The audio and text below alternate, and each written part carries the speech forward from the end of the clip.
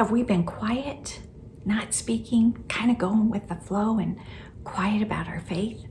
Or perhaps you're living in your happy little bubble, oblivious to what's happening around you. That's what we want to look at today. We left off with Mordecai at the city gates, and he and the Jews are grieving because he made a choice that has set into motion a death sentence. And yet we are learning that God is working behind the scenes, and he's using this difficult situation to change Mordecai.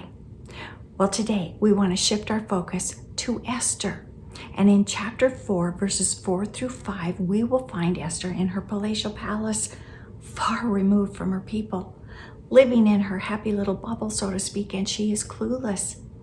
But she becomes aware that there is a crisis, and she sends clothes to Mordecai because Mordecai must change in order to enter into the king's palace. Well, are we like Esther? Have we gotten sucked into thinking that an outward change is going to be sufficient and adequate for God, the King? Do we think all we have to do is change our habits or participate in the outward religious ceremonies of baptism and communion and walking the aisle and saying a prayer and joining the church? Can these outward changes really give us an inner peace from God's death sentence for sin? Well, grab your Bibles in the Gotcha Bible Guide.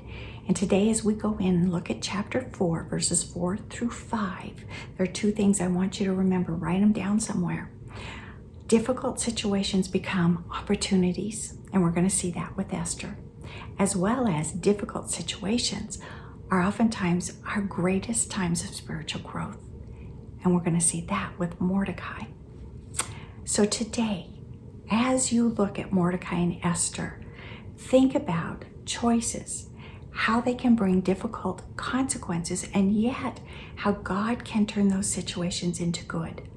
What is it God is doing to get your attention? What crisis has he allowed in your life to move you, to shake you, to change you, and to use you? Let's go in and hear what God has to say today.